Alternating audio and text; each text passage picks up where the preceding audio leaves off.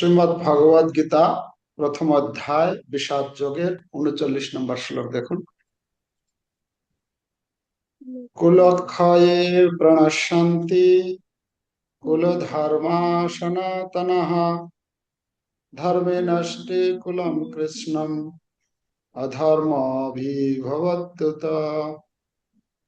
শ্লোকের অনুবাদ: কুলক্ষয় হলে সনাতন কুলধর্ম বিনষ্ট হয় এবং তা হলে সমগ্র বংশ অধর্মে অভিভূত হয়। তো এখানে অর্জুন ভগবান শ্রীকৃষ্ণকে যুদ্ধ না করার জন্য ইতিপূর্বে তিনি তিনটি কারণ উল্লেখ করেছেন। এটি চতুর্থ কারণ, যদি যুদ্ধ করা হয়, যুদ্ধ করার ফলে কি ক্ষতি হবে, কেন যুদ্ধ করা উচিত নয়, আমি কেন বলছি যে যুদ্ধ করব না, এর পিছনে কারণ রয়েছে। আমি শুধু শুধু বলছি না যে আমি যুদ্ধ করব না, এর পিছনে যুদ্ধ না করার জন্য যথোপযুক্ত কারণ অর্জুন তুলে ধরেছেন। তো তিনি অনেক কারণের মধ্যে তিনি চতুর্থ কারণ এখানে ৩৯ নম্বর শ্লোকে বলছেন কি না, কুলধর্ম কুলক্ষয় জনিত পাপ হবে আমাদের। কুলধর্মা সনাতন বলা হচ্ছে যে আহ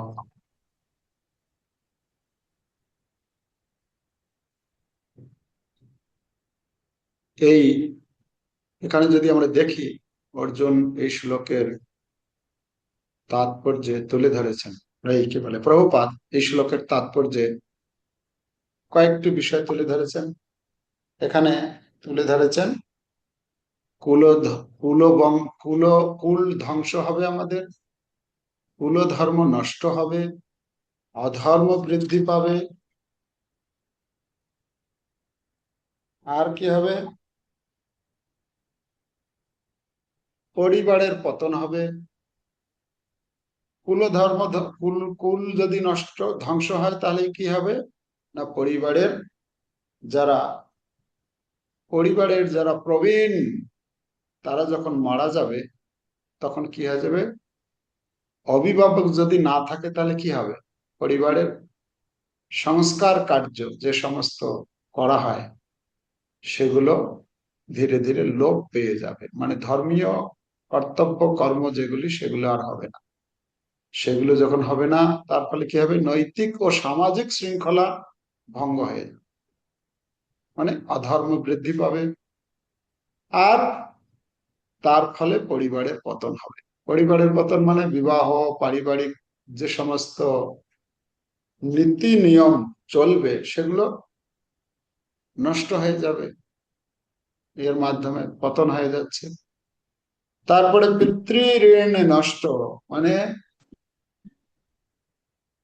পিতৃঋণ নষ্ট মানে শ্রাদ্ধ আদি অনুষ্ঠানের মাধ্যমে কি করা হয়, পিতৃপুরুষদেরকে তর্পণ করা হয়। তর্পণ করার মাধ্যমে তাদেরকে উচ্চ গতি তারা লাভ করে। তো শ্রাদ্ধ ও তর্পণ বন্ধ হওয়ার আশঙ্কা অর্জুনের এটি মনে কাজ করছে। আর জীবনের লক্ষ্য বিস্মৃত হয়ে যাবে, তার ফলে আধ্যাত্মিক উদ্দেশ্য থেকে বিচ্যুতি ঘটবে। এই রীতি নিয়ম, ধর্মীয় আচার অনুষ্ঠান যদি না করা হয়, এগুলো করার মাধ্যমে কি হবে, জীবনের যে লক্ষ্য, আধ্যাত্মিক কার্যকলাপ সব বন্ধ হয়ে যাবে। আর অর্জুন এখানে যুক্তি দেবেন যে স্বজন হত্যা পাপ হবে। তাই অর্জুন বলবেন রাজ্য ও ভোগের জন্য যুদ্ধ অনুচিত, যুদ্ধ করা উচিত নয়। আর অর্জুনের সিদ্ধান্ত, তিনি ধনুক রেখে বসে পড়বেন। তো আমরা পরপর এই বিষয়গুলো আজকে আলোচনা করব। এই 8টি পয়েন্ট এখানে এই ৩৯ নম্বর শ্লোক থেকে ৪৬ নম্বর শ্লোক পর্যন্ত। এই ৩৯ নম্বর শ্লোকে অর্জুন যুক্তি দিয়েছেন একজন পড়ুন কি যুক্তি দিয়েছেন, অর্জুনের যুক্তি।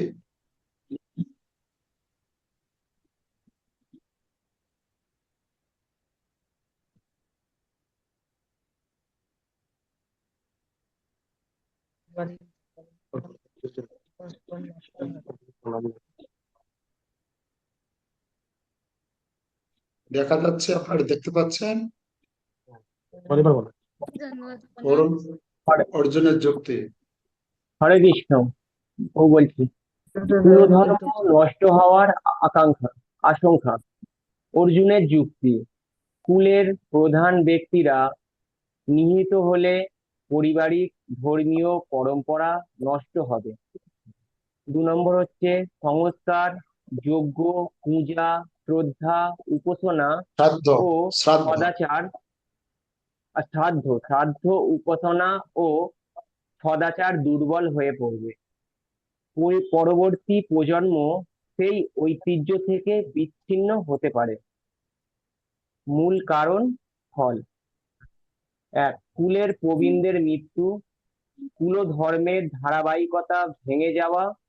3 নম্বর, পরবর্তী প্রজন্মের ধর্মীয় শৃঙ্খলা দুর্বল হওয়া। তাহলে অর্জুন কেন যুদ্ধ করবেন না, তার এই সমস্ত কারণগুলো দেখাচ্ছেন প্রভুপাদ, তাৎপর্য তুলে দিয়েছেন। মুখ্যত 3টা পয়েন্ট প্রভুপাদ তুলে ধরেছেন।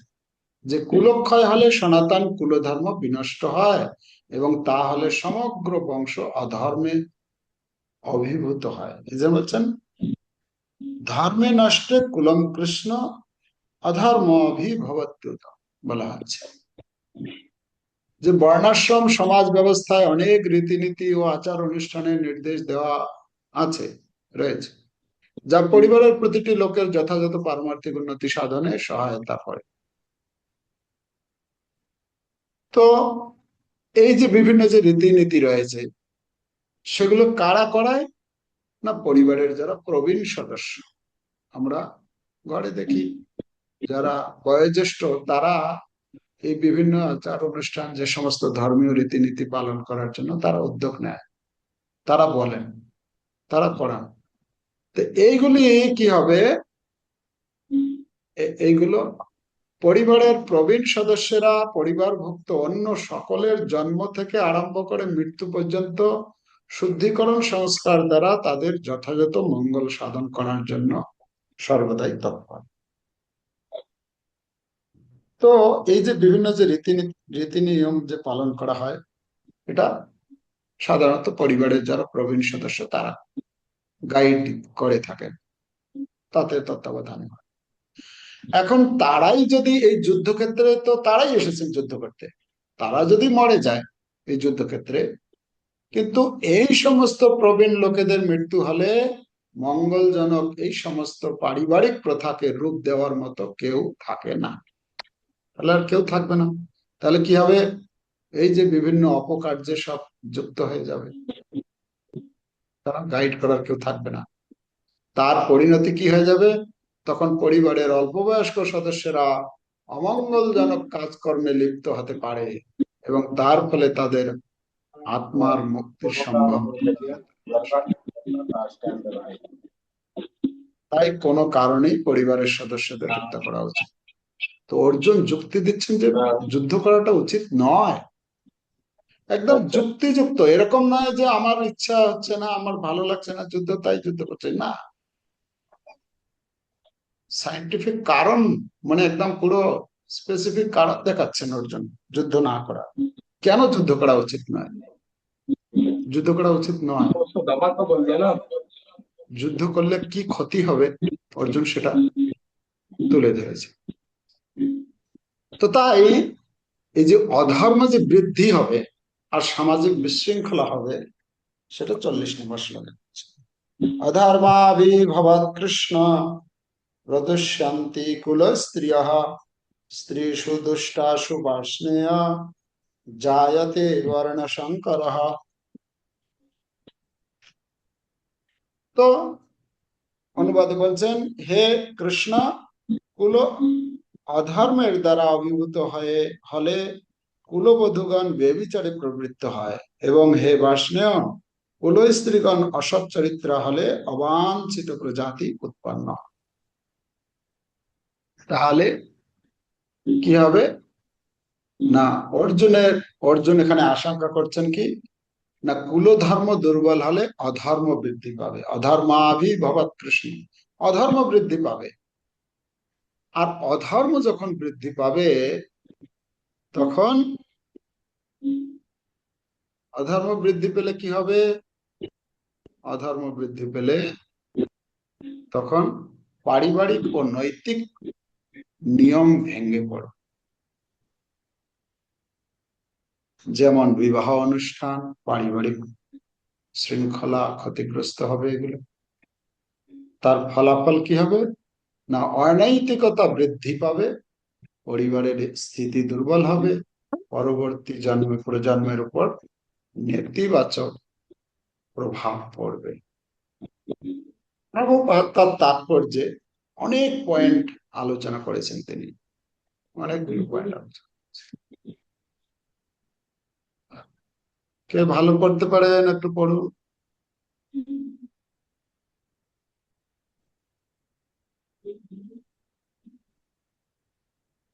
हरे कृष्ण। महाराज जी श्री चरण धन्यवाद प्रणाम। पतित पावन गुरु महाराज की जय। जगत गुरु शिल प्रभुपाद की जय। समेत वैष्णव भक्तबृंद की जय। বন্যাশ্রম প্রথার মুখ্য উদ্দেশ্য সমাজ ব্যবস্থাকে এমন ভাবে গড়ে তোলা যার ফলে সমাজের মানুষেরা সৎ জীবনযাপন করে সর্বত্রভাবে পারমার্থিক উন্নতি লাভ করতে পারে। দ্বিতীয়, সৎ জনগণ উৎপন্ন হয় যখন সমাজের স্ত্রী লোকেরা সৎ চরিত্রবতী ও সত্যনিষ্ঠ হয়। তিনে, শিশুদের মধ্যে অতি সহজেই বিপদগামী হবার প্রবণতা দেখা যায়।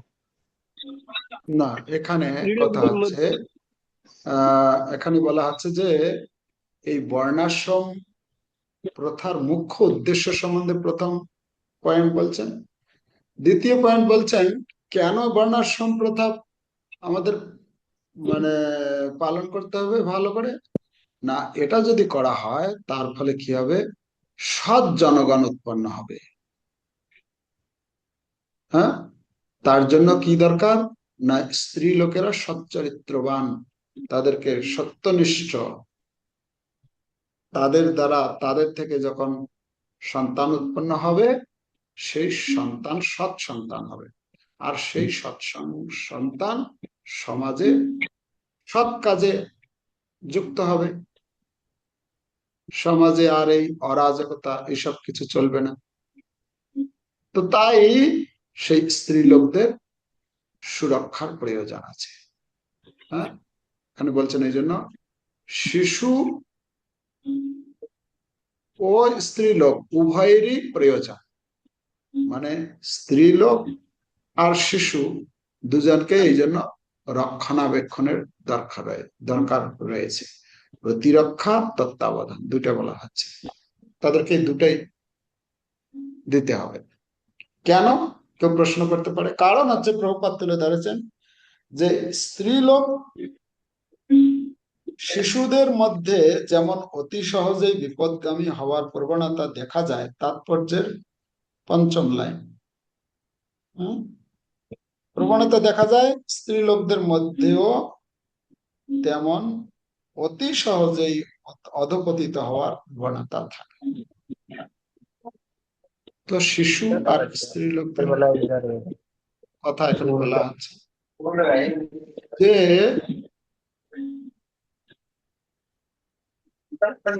ধর্মীয়, তাই কি করতে হবে, স্ত্রীদেরকে প্রভুজি মিউট রাখুন, মিউট রাখুন। রঞ্জন চক্র কে মিউট আছে, মিউট করুন ভয়েস। इधर क्या होगा?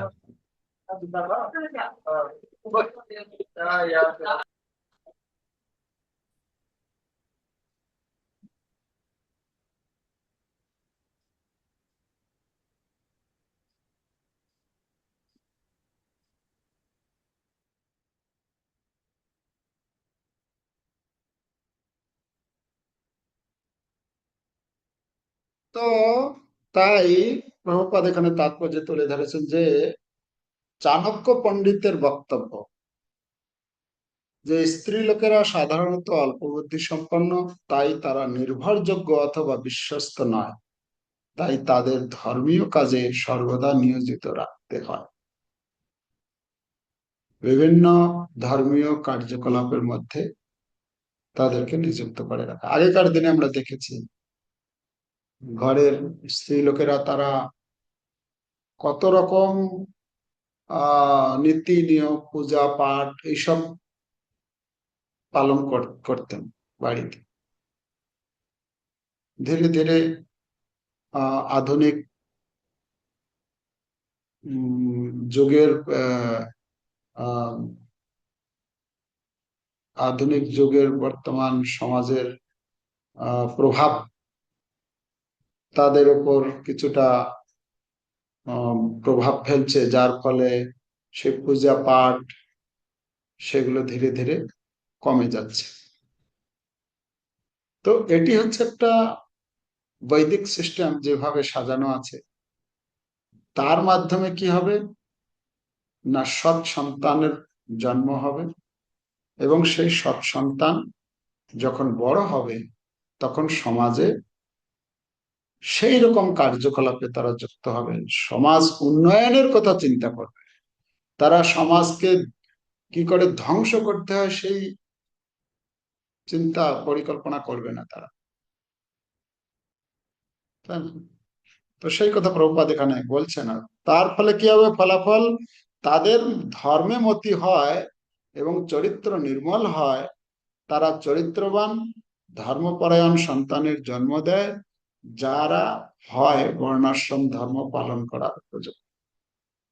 এখন তো বর্ণাশ্রম ধর্ম যদি জিজ্ঞাসা করা হয় কাউকে, সে বলতেই পারবে না বর্ণাশ্রম ধর্মটা কি বা কিভাবে সেটা পালন করতে হয়, আদৌ জ্ঞান নেই। তো এই বর্ণাশ্রম ধর্মের এই জন্য খুব জরুরি। কিন্তু কেউ যদি এই বর্ণাশ্রম ধর্ম পালন না করে তাহলে কি হবে না, তাহলে স্ত্রী লোকেরা অবাধে পুরুষদের সঙ্গে মেলামেশা করতে শুরু করে, আর তাদের ফলে ব্যভিচারের ফলে সমাজে অবাঞ্ছিত সন্তান সন্ততির জন্ম, যারা দেশের জন্য সমাজের জন্য কোন রকম উন্নয়নমূলক কাজে যুক্ত হবে না, তাই না? তো এই জন্য অন্তিম বলছেন, অবাধ আচার ও দায়িত্ব জ্ঞান শূন্যতার পরিণাম কি। দায়িত্ব জ্ঞান শূন্য লোকেদের পৃষ্ঠপোষকতায় যখন সমাজে ব্যভিচার প্রকট হয়ে ওঠে এবং অবাঞ্ছিত মানুষের সমাজ ছেয়ে যায়, তখন মহামারী ও যুদ্ধ দেখা দিয়ে মানব সমাজকে ধ্বংসোন্মুখ করে তোলে। তাই এখানে এই শ্লোকের তাৎপর্যের সিদ্ধান্ত দিচ্ছেন, সৎ জীবন, ধর্মাচরণ ও চরিত্রের পবিত্রতাই হচ্ছে শান্তি, সমৃদ্ধি ও পারমার্থিক উন্নতির একমাত্র পথ। তো আমাদেরকে সেটি খুব জরুরি আমাদের জন্য। আসুন 41 নম্বর শ্লোক। শঙ্কর নরকাইব কুল জ্ঞানাম কুলস্য চ পতন্তি পিতরো হ্যস্যাম লুপ্ত পিণ্ডোদক ক্রিয়া। অনুবাদ, বর্ণসংকর উৎপাদন বৃদ্ধি হলে কুল ও কুলঘাতকেরা নরকগামী হয়।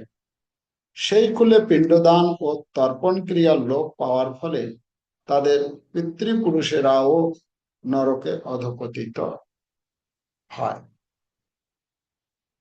তা অর্জুন এখানে যুক্তি দিচ্ছেন যে এই পিতৃপুরুষেরা শঙ্কর নরকায়ৈব, এই পিতৃপুরুষেরা কি, এই পিতৃপুরুষদের প্রতি কর্তব্য নষ্ট হওয়ার আশঙ্কা করছেন তিনি, যে যদি এই যুদ্ধ করা হয়। অর্জুনের যুক্তি একজন পড়ুন। হরে কৃষ্ণা। পিতৃপুরুষদের প্রতি কর্তব্য নষ্ট হওয়ার আশঙ্কা। অর্জুনের যুক্তি, পরিবারের ধর্মীয় ব্যবস্থা নষ্ট হলে পূর্বপুরুষদের উদ্দেশ্যে প্রচলিত কর্তব্য বন্ধ হতে পারে। শ্রাদ্ধ, পিণ্ডদান ও তর্পণ পালনের ধারাবাহিকতা নষ্ট হওয়ার আশঙ্কা। ফলে কুল ও পিতৃপুরুষ উভয়ের পতনের কথা অর্জুন ভাবছেন। হরে কৃষ্ণ। অর্জুন ভাবছেন এই কথাগুলি, ভেবে তিনি যুদ্ধ করতে চাইছেন না। প্রভুপাদ এই শ্লোকের তাৎপর্যে কয়েকটি বিষয় তুলে ধরেছেন। যে পিতৃপুরুষদের অবস্থার কথা চিন্তা করেছেন, বংশধরের কর্তব্য, পিণ্ডদানের রীতি ও ভক্তিযোগের মাহাত্ম্য, আর সর্বোত্তম উপায়,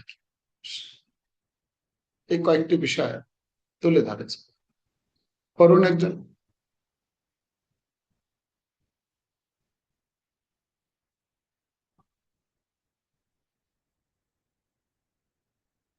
কি হলো? যখন পড়তে বলবো সাথে সাথে পড়বে না, ঠিক আছে? তাহলে তাড়াতাড়ি হবে, না হলে। হরে কৃষ্ণ। পিতৃপুরুষদের অবস্থা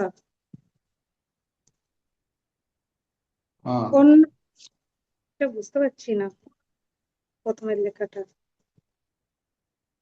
ঠিক আছে, অন্য অন্য লোকে নানা রকমের উপরের লেখাটা একদম উপরেরটা। পাপের ফল ভোগ অন্য করতে লোকে থাকে। অন্য লোকে নানা রকমের পাপের ফল ভোগ করতে থাকে। অনেক সময় তাদের কেউ কেউ জড় দেহ পর্যন্ত ধারণ করতে পারে না, সূক্ষ্ম দেহে প্রেতাত্মা রূপে থাকতে বাধ্য হয়। নাম্বার 2। মানে যখন কেউ মারা যায়, তো তারা কখনো কখনো এত পাপ কর্ম করে, তাকে প্রকৃতি তাকে শরীর পর্যন্ত দেয় না। তখন কি হয়? তারা সূক্ষ্ম দেহেই থাকে। তো তারপর নাম্বার 2, বংশধরের কর্তব্য। যখন বংশের কেউ তার পিতৃপুরুষদের ভগবত প্রসাদ উৎসর্গ করে পিণ্ডদান করে, তখন তাদের আত্মা ভূতের দেহ অথবা অন্যান্য দুঃখময় জীবন থেকে মুক্ত হয়ে শান্তি লাভ করে। তো তাদেরকে সেই শরীর প্রদান করার জন্য, ভূত শরীর থেকে বা তাদেরকে ঊর্ধ্বগতি করার জন্য সেই সমস্ত পিতৃপুরুষদের উদ্দেশ্যে পিণ্ডদান করা হয়। ওকে, পিণ্ডদানের রীতি।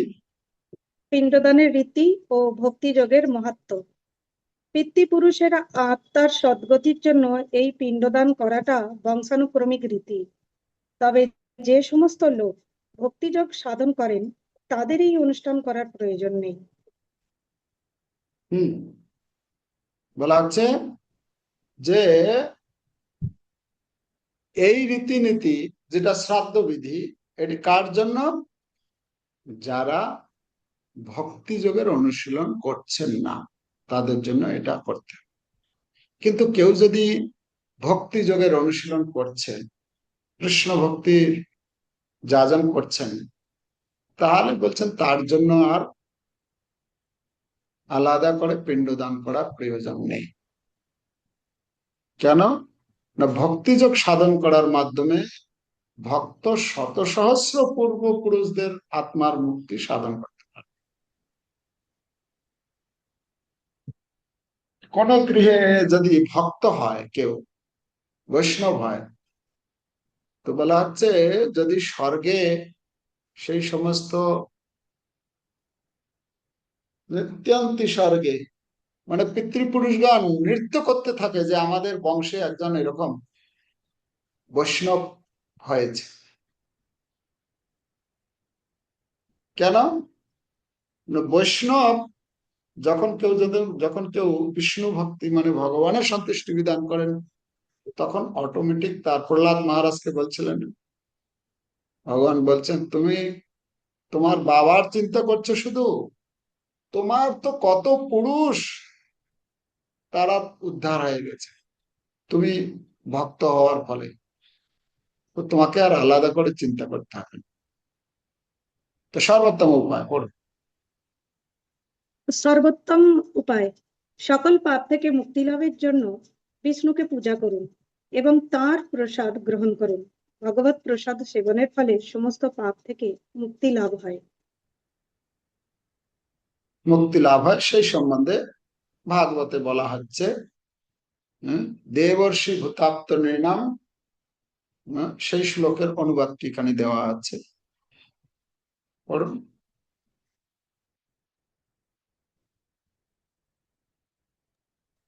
যিনি সব রকম কর্তব্য পরিত্যাগ করে মুক্তি দানকারী মুকুন্দের চরণ কমলে শরণ নিয়েছেন এবং ঐকান্তিক পদ্ধতিটি হ্যাঁ, পঞ্চষষ্ঠী পদ্ধতিটি পদ্ধতিতে পদ্ধতি ঐকান্তিক পদ্ধতিটি গ্রহণ গ্রহণ। করেছেন, তার আর দেবদেবী, মুনি, ঋষি, পরিবার পরিজন, মানব সমাজ ও পিতৃপুরুষের প্রতি কোনো কর্তব্য থাকে না। পরমেশ্বর ভগবানের সেবা করার ফলে এই ধরনের কর্তব্যগুলি আপনা থেকেই সম্পাদিত হয়ে যায়। তাহলে যদি কেউ মুক্তিদাতা মুকুন্দের সেবা করেন, তার ফলে কি হয়? মাতৃঋণ, পিতৃঋণ, ঋষি ঋণ, দেব ঋণ, যত ঋণ রয়েছে সমস্ত ঋণ পরিশোধ হয়ে যায়। দেবর্ষি ভূত আপ্ত নৃণাম, এই যত রকমের ঋণগুলি আছে এগুলি সবগুলি হয়ে যায়। কি করার মাধ্যমে? না, মুকুন্দের, মুক্তিদাতা মুকুন্দের চরণে যদি কেউ শরণ গ্রহণ করে, সর্বাত্মনাজ শরণম শরণ্যম গত মুকুন্দম পরিহৃত্য কর্ত। পিতৃপুরুষের প্রতি কোনো কর্তব্য থাকে না, পরমেশ্বর ভগবানের সেবা করার ফলে এই ধরনের কর্তব্যগুলি আপনা থেকেই সম্পাদিত হয়ে যায়। তাই তাকে আলাদা করে কোনো এই পিতৃপুরুষদের উদ্দেশ্যে শ্রাবণ পিণ্ড দান আদি করার কোনো প্রয়োজন পড়ে না। কেন? যেহেতু সে ভগবত ভক্তি নিষ্ঠা সহকারে অনুশীলন করছে। 42 নম্বর শ্লোক দেখো। দোষৈরে তৈ কুলঘ্নানাম বর্ণ সংকর কারকৈ উচ্ছেদন্তে জাতি ধর্মা কুল ধর্মস্য শাশ্বতঃ। একজন অনুবাদ পড়ুন। হরে কৃষ্ণ। অনুবাদ আচ্ছা, ঠিক আছে, পড়ুন মাতাজি। প্রভুজি, আপনি করুন। হরে কৃষ্ণ। যারা কুকর্মের মাধ্যমে বংশের ঐতিহ্য নষ্ট করে এবং তার ফলে অবাঞ্ছিত সন্তানাদি সৃষ্টি করে, তাদের সেই দোষের ফলে সব প্রকার জাতি ধর্ম এবং কুলধর্ম বিনাশ প্রাপ্ত হয়। তো এখানে বলা হচ্ছে যে অর্জুন চিন্তা করছে। কি চিন্তা করছেন? না, কুলধর্ম ও সামাজিক ধর্ম ব্যবস্থা ভেঙে গেলে মানুষ জীবনের উদ্দেশ্য ভুলে যেতে পারে। ধর্মীয় শৃঙ্খলা কেবল সামাজিক নিয়ম নয়, আধ্যাত্মিক উন্নতির পথ হিসেবেও দেখা হয়। তো এখানে আমরা দেখতে পাচ্ছি প্রভুপাদের ব্যাখ্যায় জীবনের চূড়ান্ত লক্ষ্য ভগবান যে বিষ্ণু প্রাপ্তি, সেই কথা প্রভুপাদ তার তাৎপর্য তুলে ধরেছেন। তিনি বলেছেন, যারা বংশের ঐতিহ্য নষ্ট করে এবং তার ফলে অবাঞ্ছিত সন্তানাদি সৃষ্টি করে, তাদের কুকর্মজনিত দোষের ফলে সর্বপ্রকার জাতীয় উন্নয়ন প্রকল্প এবং বংশের কল্যাণ ধর্ম উচ্ছন্নে যায়,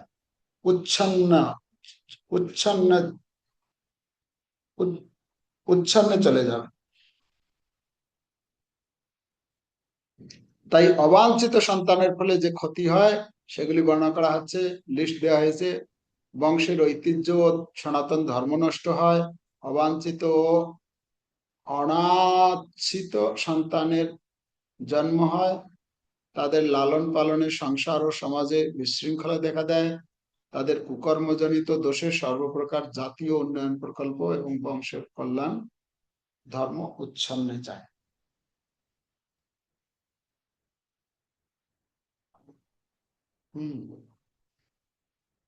তাই এখানে বলা হচ্ছে যে সনাতন ধর্ম বা বর্ণাশ্রম ধর্মের মূল উদ্দেশ্য, সমাজ ব্যবস্থায় 4টি বর্ণের উদ্ভবের মূল উদ্দেশ্য হচ্ছে মানুষ যাতে জীবনের চরম লক্ষ্য মুক্তি লাভে সক্ষম হয়। সে ব্রাহ্মণ হতে পারে, একজন ক্ষত্রিয় হতে পারে, একজন বৈশ্য হতে পারে, একজন শূদ্র হতে পারে। সবারই জীবনের উদ্দেশ্য হচ্ছে কি না, ভগবানের সন্তুষ্টি বিধান। বর্ণাশ্রম চারবতা পুরুষেন পরপমান বিষ্ণুর আরাধ্যতে পুংসাম নান্যতত্ত্ব শোকার বলা হচ্ছে। এছাড়া আর অন্য কোনো উদ্দেশ্য নেই বর্ণাশ্রম ধর্ম। বর্ণাশ্রমের উদ্দেশ্যই হচ্ছে ভগবানের সন্তুষ্টি বিধান, প্রীতিবিধান। সে যে কোনো বর্ণে থাকতে পারে, যে কোনো জাতিতে হতে পারে। প্রভুপাদ আর একটা পয়েন্ট দিয়েছেন যে সনাতন ধর্মের যথাযথ যদি আচরণ না হয় তাহলে কি হবে না, সমাজের দায়িত্ব জ্ঞান শূন্য নেতাদের পরিচালনায় সনাতন ধর্মের আচরণ না করলে সমাজে বিশৃঙ্খলা দেখা দেয়। বর্তমান হচ্ছে নেতারাই হচ্ছে অন্ধ, নেতারাই ধর্ম সম্বন্ধে যথার্থ তাদের জ্ঞান নেই, যার ফলে মানে সব না, অধিকাংশ নেতাই হচ্ছে তাদের ধর্মীয় রীতিনীতি, গীতা ভাগবত আদি সম্বন্ধে তাদের আলোচনা করার, শ্রবণ করার, অধ্যয়ন করার সময় নেই। তারা খুব বিজি, এত বিজি যে তার জীবনের লক্ষ্যটাও সে খোঁজ করে নিতে চায় না, যে আমার জীবনের লক্ষ্যটা কি, আমি কেন এই মনুষ্য জীবন পেয়েছি। তো তাই এখানে বলা হচ্ছে, প্রভুপাদ বলছেন ক্রমে ক্রমে মানুষ তাদের জীবনের চরম লক্ষ্য ভগবান বিষ্ণুকে ভুলে যায়। আর এই ধরনের সমাজ নেতাদের বলা হয় অন্ধ। যারা এদের অনুসরণ করে তারা অবধারিতভাবে সেই অন্ধকূপে গিয়ে সবাই অন্ধা যথা অন্ধের উপগীয় মানাত, অন্ধকূপে তাকে ফলো করার ফলে সবাই সেই অন্ধকূপে পড়ে। তাই উপসংহারে বলা হচ্ছে সনাতন ধর্ম রক্ষা ও যথাযথ পালনই ব্যক্তির ও সমাজের প্রকৃত মঙ্গল সাধন করে এবং ভগবান বিষ্ণুর প্রসন্নতার চিরকল্যাণ ও মুক্তি লাভের পথ প্রশস্ত হয় বা প্রশস্ত করে। তাহলে কথা হচ্ছে, তাহলে আমাদের এই বর্ণাশ্রম ধর্ম, এই রীতি নিয়ম পালন করাটা কতটা গুরুত্বপূর্ণ সেটা এখানে তুলে ধরা হয়েছে। 43 নম্বর শ্লোক দেখুন, উচ্ছন্ন কুল ধর্মাণাম বর্ণ মনুষ্যাণাম জনার্দন নরকে নিয়তম বাসো ভবত ভবতীত্যনুশুশ্রুম। একজন অনুবাদ করুন।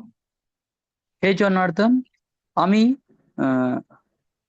পরাক্রমে শুনেছি যে যাদের কুলধর্ম বিনষ্ট হয়েছে তাদের নিয়ত নরকে বাস করতে হয়। তো আমি শুনেছি যে তাদেরকে কি করতে হয়। অর্জুনের বক্তব্য, অর্জুন বলছেন, একজন পড়ুন এটা। অর্জুনের বক্তব্য, তিনি গুরু পরম্পরা থেকে শুনেছেন যে কুল ধর্ম নষ্ট হলে গুরুতর অধর্মের ফল ভোগ করতে হয়। তাই প্রচলিত ধর্মীয় জ্ঞানকে উপেক্ষা করে যুদ্ধ করা তিনি অনুচিত মনে করেন। পাপের জন্য প্রায়শ্চিত্তের ধারণা আছে, ভক্তিকে সর্বোচ্চ প্রায়শ্চিত্ত হিসাবে ব্যাখ্যা করা হয়। তাহলে পাপ করলে তার প্রায়শ্চিত্তের কথা বলা হয়েছে, কিন্তু যত রকমের প্রায়শ্চিত্ত বিধি রয়েছে সব থেকে শ্রেষ্ঠ প্রায়শ্চিত্তের বিধি হচ্ছে এই ভগবত ভক্তির অনুশীলন। কেউ যদি ভগবত ভক্তির অনুশীলন করে তাহলে যত রকমের প্রায়শ্চিত্ত রয়েছে সেগুলি কোনোটাই তার ধারের কাছে ফল দিতে পারে। ঠিক আছে, পরবর্তী শ্লোকে আসুন, 44 নম্বর। অহোবত মহৎপাপম কর্তুম ব্যবসিতা বয়ম যদ রাজ্য সুখ লোভেন হন্তুম স্বজনম উদ্যতঃ। একজন অনুবাদ করুন।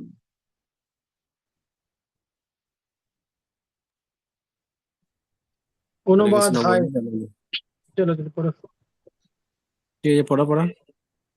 পড়ো পড়ো। হরে কৃষ্ণ, ধন্যবাদ, প্রণাম। হরে কৃষ্ণ প্রভু অনুবাদ। প্রণাম।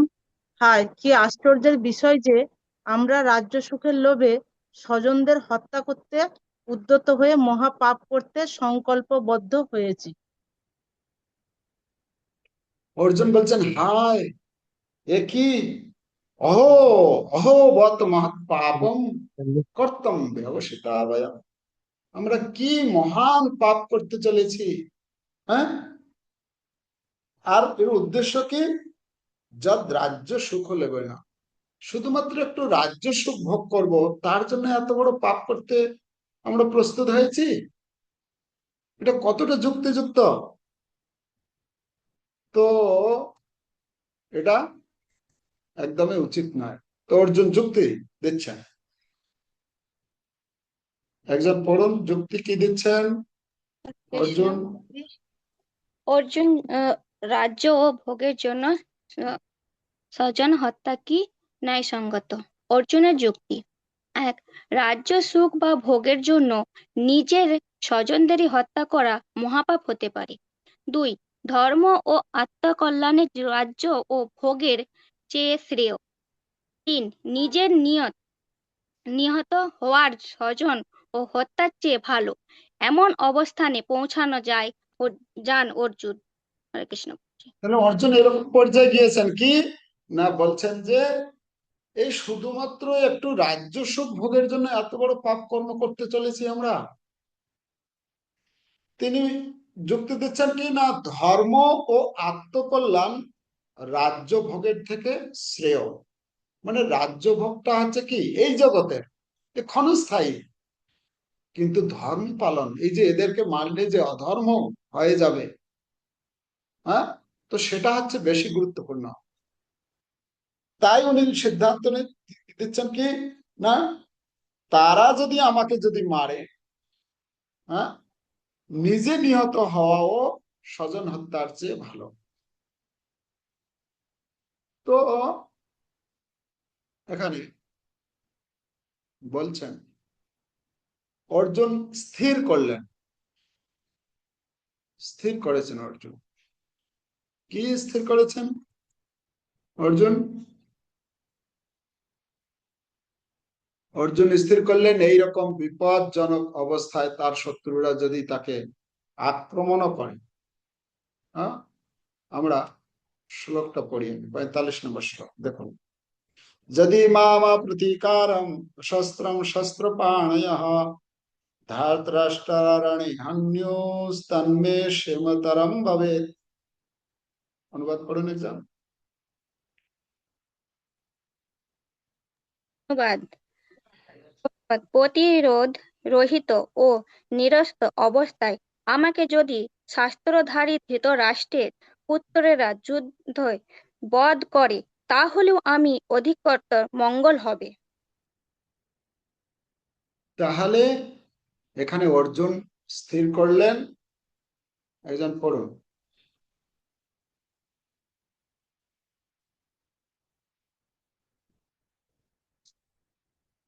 অর্জুন কি স্থির হরে করলেন? কৃষ্ণ। অর্জুন স্থির করলেন এই রকম বিপজ্জনক অবস্থায় তার শত্রুরা যদি তাকে আক্রমণও করে, তবুও তিনি যুদ্ধ করবেন না। ক্ষত্রিয় রণনীতি অনুসারে নিয়ম, শত্রু যদি নিরস্ত হয় তবে তাকে আক্রমণ করা যাবে না। 2. শত্রু যদি যুদ্ধে অনিচ্ছুক হয় তবে তাকে আক্রমণ করা যাবে না। অর্জুন যা তো করলেন।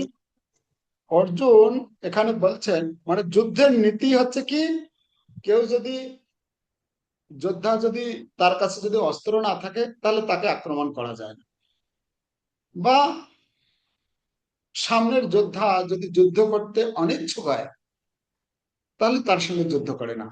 কিন্তু অর্জুন বলছেন আমি তো যুদ্ধ করব না, ইচ্ছা নেই। অর্জুনের দুটাই হচ্ছে, তিনি অস্ত্র ছেড়ে দিয়েছেন। অস্ত্র ছেড়ে দেওয়ার পরেও বা যুদ্ধ করার ইচ্ছা না থাকার পরেও তারা যদি আমাকে আক্রমণ করে তাহলে করুন, তাতে আমার কোনো অসুবিধা নেই। তো অর্জুন যা করলেন, কি করলেন? শত্রুপক্ষ যুদ্ধ করতে কতটা আগ্রহী ছিল তিনি তা বিবেচনা করলেন না। তিনি যুদ্ধ না করার সিদ্ধান্ত নিলেন, যদিও তাকে আক্রমণ করা হয়। তো এখানে বলছেন যে অর্জুন সামনের যে ব্যক্তি রয়েছে তাদের কথা তিনি চিন্তা করলেন না। কেন? তারা তো যুদ্ধ করার জন্য একদম প্রস্তুত হয়ে আছে। আর এইরকম মুহূর্তে অর্জুন বলছেন না না আমি যুদ্ধ করব। তো সামনে যে ব্যক্তি আছে তার কথা তিনি চিন্তা না করেই সিদ্ধান্ত নিয়ে নিলেন যে না আমি যুদ্ধ করব না। সেটা কথা বিবেচনা করলেন না। আর কি করলেন না? না তিনি যুদ্ধ না করার সিদ্ধান্ত নিলেন, যদিও তাকে তারা আক্রমণও করে তবু সে অস্ত্র তুলে যুদ্ধ করবে না, সে কথা বলছেন। ৪৬ নম্বর শ্লোক। এবারে সঞ্জয় বলছে,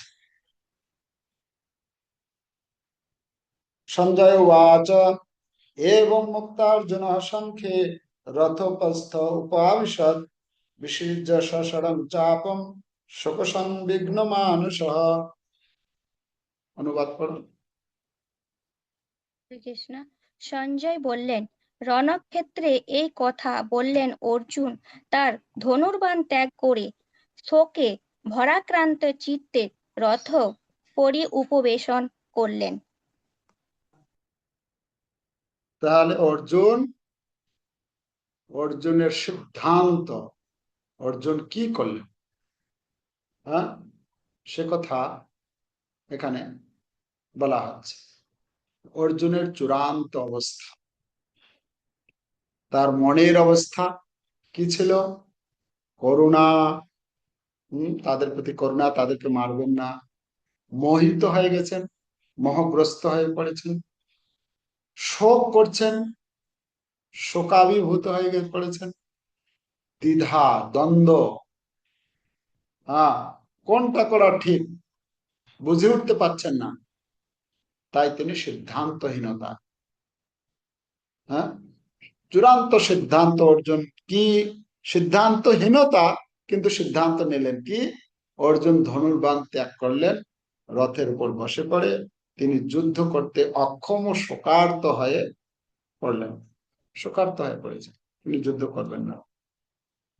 একদম পুরো বিমর্ষ, মানে মাথায় হাত দিয়ে শোকগ্রস্ত অবস্থায় সব তীর ধনুক রেখে দিয়ে, আর পিছনে থেকে ভগবান শ্রীকৃষ্ণ শুধু দেখছেন, কোনো কিছু কথা বলছেন না। সেই তখন থেকে নিজে নিজেই বলছেন, নিজে নিজেই অর্জুন সিদ্ধান্ত নিচ্ছেন, নিজে নিজেই যুক্তি দিচ্ছেন, হ্যাঁ, নিজে নিজে সবকিছু করছেন। পিছনে থেকে ভগবান শ্রীকৃষ্ণ শুধু তাকিয়ে আছে, কি হচ্ছে, ব্যাপারটা কি, হ্যাঁ, কিরকম। তো সঞ্জয় বললেন, রণক্ষেত্রে এই কথা বলে অর্জুন তার ধনুর্বাণ ত্যাগ করে শোকে ভারাক্রান্ত চিত্তে রথ উপবেশন করলেন। রণক্ষেত্রে এই কথা বলে অর্জুন তার ধনুর্বাণ ত্যাগ করে শোকে ভারাক্রান্ত চিত্তে রথের উপরে বসে পড়লেন, উপবেশন করলেন, ধনুর্বাণ ত্যাগ করে দিয়েছে। তাৎপর্য শিল প্রভুপাদ বলছেন, একজন তাৎপর্য একটু পড়ুনটা এখানে। শত্রু সেনাকে নিরীক্ষণ, শত্রু সেনাকে নিরীক্ষণ করতে অর্জুন রথের উপর দাঁড়িয়ে পড়েছিলেন, কিন্তু তিনি শোকে এতই মুহ্যমান হয়ে পড়েছিলেন যে তার গান্ডীব ধনু ও অক্ষয় তৃণ খুলে ফেলে দিয়ে তিনি রথের উপর বসে পড়লেন। অক্ষয় তুন ফেলে দিয়ে তিনি রথের উপর বসে পড়লেন। এই ধরনের কমল হৃদয় বৃত্তি সম্পন্ন মানুষই কেবল ভগবত ভক্তি সাধন করার মাধ্যমে সমগ্র জগতের যথার্থ মঙ্গল সাধন করতে পারেন। তাহলে অর্জুন রথের উপরে বসে পড়েছে।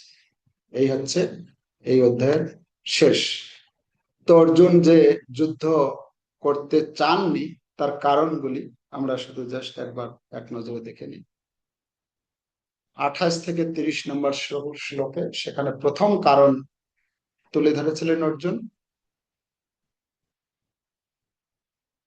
প্রথম কারণ আত্মীয় স্বজনদের প্রতি তার করুণা।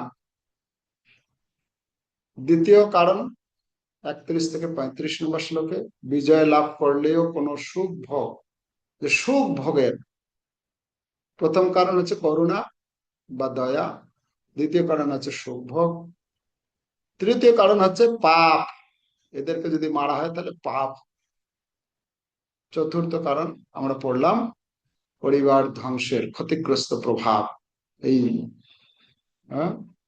কুলধর্মের নাশ হবে যে সে কথা বলছে। এবারে 44 থেকে 46 নম্বর শ্লোকে অর্জুন শোকে মুহ্যমান হয়ে যুদ্ধ না করার সিদ্ধান্ত নিয়ে রথের উপরে বসে পড়ল। পরবর্তী অধ্যায়ে এই যে অর্জুন যে মত অবস্থায় পড়েছেন, অর্জুন যখন মোহ দ্বিধায় সম্পূর্ণভাবে বিপর্যস্ত হন, তখন শ্রীকৃষ্ণ তাকে আত্মা, কর্তব্য, কর্ম, জ্ঞান, ভক্তির প্রকৃত শিক্ষা দিতে শুরু করেন। তা দ্বিতীয় অধ্যায় থেকে শুরু হবে। তো এই পর্যন্ত